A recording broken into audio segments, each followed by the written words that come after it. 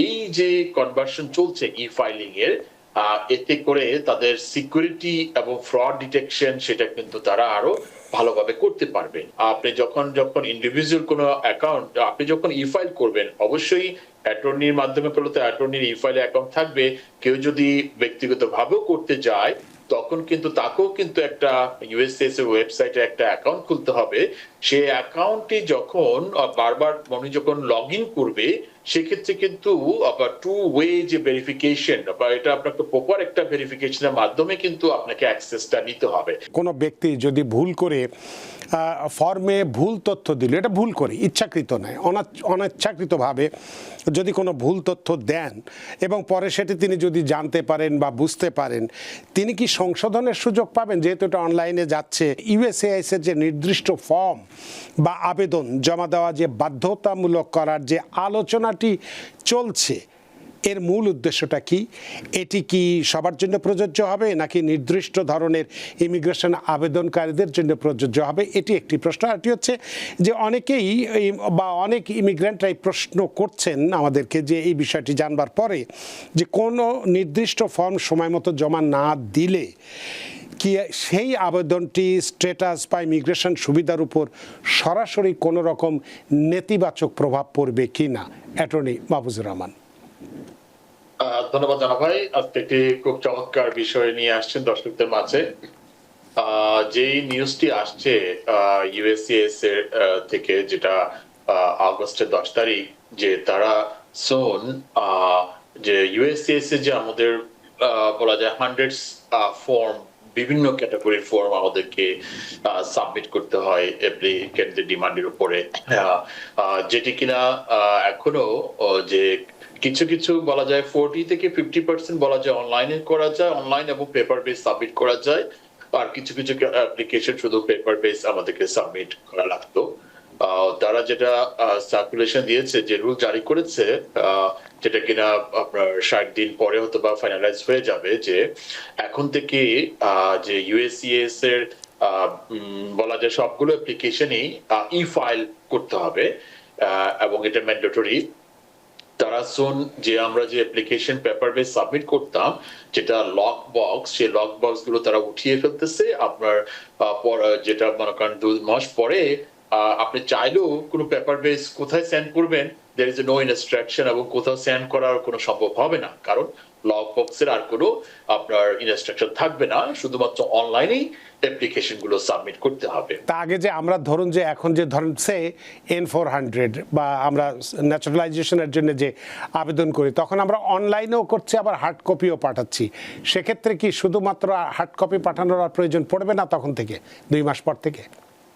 না না, যদি এখনো যদি ইউএসসিএস এ কেউ যদি অনলাইনে করে, তাকে আর বেসিক্যালি হার্ড কপি পাঠানো লাগে না, ওদের ইনস্ট্রাকশন দেওয়া আছে। অনেকে আবার ভুল করে পাঠায়, আপনি যেটা বলছেন এটা সঠিক, দিয়ে ভুল করে ভাবে যে অনলাইনে সাবমিট করেছি আর ডাবল কনফার্মেশনের জন্য একটা হার্ড কপিও পাঠিয়ে দিই। না, আমি আমার নিজেরটাও তো যখন করেছিলাম তখন কিন্তু অনলাইনেও গেছে, হার্ড কপিতেও গেছে, এবং ওই যে চেকটা দিতে হয়েছে $725 চেকটা, সেটা তো ওই হার্ড কপির সঙ্গে আমরা পাঠাতাম। ও না, এই তখন ইউএসসিএস এর যেটা ইলেকট্রনিক্স পেমেন্ট সিস্টেম ছিল না, মানে আরো 2-4 বছর আগে, কিন্তু বর্তমানে তাদের ইলেকট্রনিক্স পেমেন্ট সিস্টেম আছে। এখনো যেমন তারা চেক নেয় না, আপনার যেটা ফর্ম আছে, যেটা ক্রেডিট কার্ড ফর্ম অথবা ডেবিট কার্ডের ফর্ম, ওটার মাধ্যমে দিতে হয়। কিন্তু যখন ওরা ম্যান্ডেটরি করবে এই ফাইলের, তখন কিন্তু অবশ্যই আপনাকে অনলাইনের মাধ্যমেই পেমেন্ট গুলো করতে হবে, যতগুলো পেমেন্ট আছে।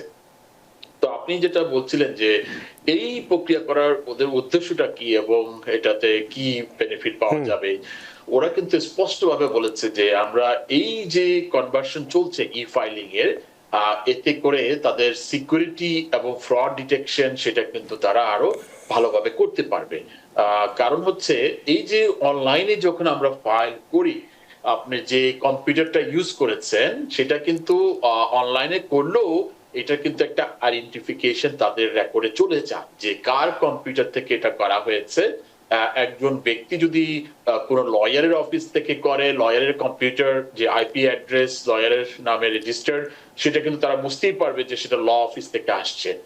অবশ্যই যদিও ফাইল করার সময় অবশ্যই লয়ারের নাম ঠিকানা সব থাকবে, তারপরও আইপি অ্যাড্রেসের মাধ্যমে কিন্তু তারা ডিটেকশন করতে পারবে যে এটা কোন জায়গা থেকে অ্যাপ্লিকেশনটা সেন্ড করা হয়েছে। একইভাবে যদি দেখা যায় যে কেউ একজন অথরাইজ পার্সন না, তার কম্পিউটারটা ইউজ করে 1000 অ্যাপ্লিকেশন সাবমিট করা হচ্ছে, তখন কিন্তু তারাও সেটাও কিন্তু আইডেন্টিফাই করে ফেলতে পারবে যে এটা কোন কম্পিউটার থেকে করছে এবং তার অথরাইজেশন কি, এবং ওই যেই কম্পিউটার থেকে ফাইল করছে ওখানে অথবা কোনো ব্যক্তির প্রিপেয়ারের নাম লিখছে না, ওটাও কিন্তু তারা ইজিলি কিন্তু শনাক্ত করে ফেলতে পারবে।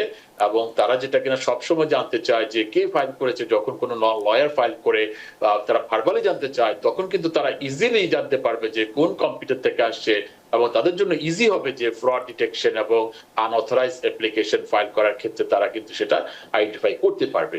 এবং এছাড়াও ইউএসএস এর প্রক্রিয়াগুলো আরো স্মুথ হবে, হয়তোবা তাদের কার্যক্রমগুলো একটু ফাস্টার হতে পারে, এবং পেমেন্ট সিস্টেম সেটাও ইনস্ট্যান্টলি তারা রিসিভ করতে পারবে। কারণ বর্তমানে দেখা যায় অনেকে যারা ই ফাইল করে না, পেপার বিল ফাইল করে ক্রেডিট কার্ড ইনফরমেশন পাঠায়, তারা পেমেন্ট নিতে পারে না, যার ফলে তাদের অ্যাপ্লিকেশন গুলো রিজেকশন আসে। এতে করে দেখা যায় অনেক সময় তারা ডেডলাইন মিস করে তাদের অ্যাপ্লিকেশনের, সেক্ষেত্রে কিন্তু অনেক বিড়ম্বনার সম্মুখীন হতে হয় বর্তমানে। কিন্তু ইন ফিউচারে ই ফাইল হলে প্রক্রিয়াগুলো অনেক স্মুথ হবে, সিকিউর হবে, এবং অ্যাপ্লিকেন্টরা আরো অনেক বেশি সিকিউর থাকবে তাদের অ্যাপ্লিকেশনের ক্ষেত্রে। তাহলে আপনি যেটা বলছেন মূলত যে যে ফ্রড হওয়াটা বা জালিয়াতি হওয়াটা ঠেকানোর জন্যই মূলত অনলাইন সিস্টেমে যাচ্ছে। তো আমরা যদি দেখি যে অনলাইন সিস্টেম থাকার কারণে অনেক সিকিউরিটি থাকার পরেও আমরা দেখি স্ক্যামারদের একটা দৌরাত্ম্য। ধরুন যে ব্যাংকের ক্ষেত্রে হোক বা অন্যান্য প্রতিষ্ঠানের ক্ষেত্রে হোক, বড় বড় প্রতিষ্ঠানের দেখা যাচ্ছে যে পুরো মেইল সিস্টেমটাই হ্যাক করে নিচ্ছে।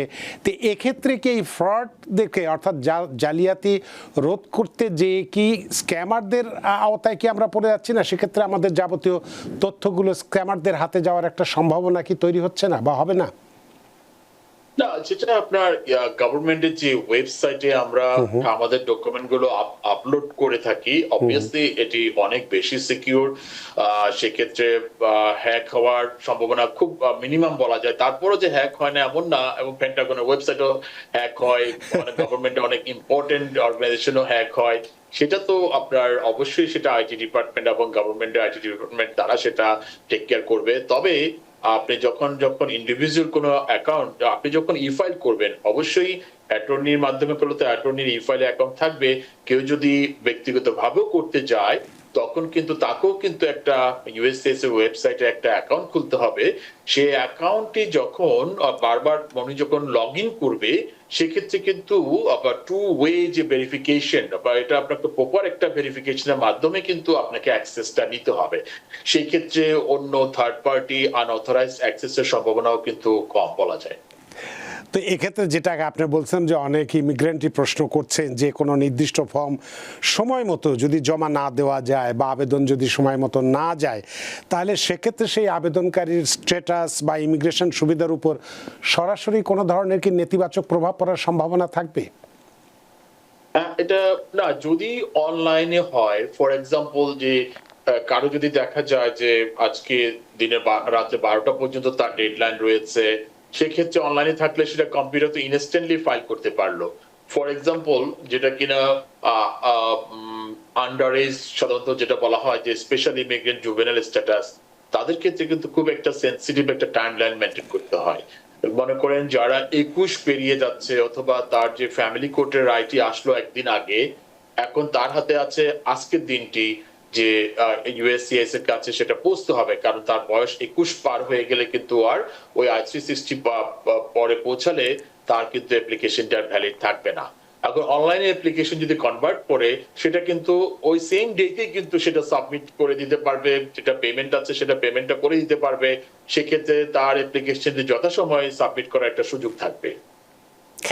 তো এক্ষেত্রে আপনার কাছে একটি প্রশ্ন করতে চাই যে কোনো ব্যক্তি যদি ভুল করে ফর্মে ভুল তথ্য দিল, এটা ভুল করে ইচ্ছাকৃত নয়, অনিচ্ছাকৃতভাবে যদি কোনো ভুল তথ্য দেন এবং পরে সেটি তিনি যদি জানতে পারেন বা বুঝতে পারেন, তিনি কি সংশোধনের সুযোগ পাবেন যেহেতু এটা অনলাইনে যাচ্ছে, নাকি সেটি ফ্রড বা মিস রিপ্রেজেন্টেশন হিসেবে আবার বিবেচিত হতে পারে বা তারা মনে করতে পারে ইউএসসিআইএস?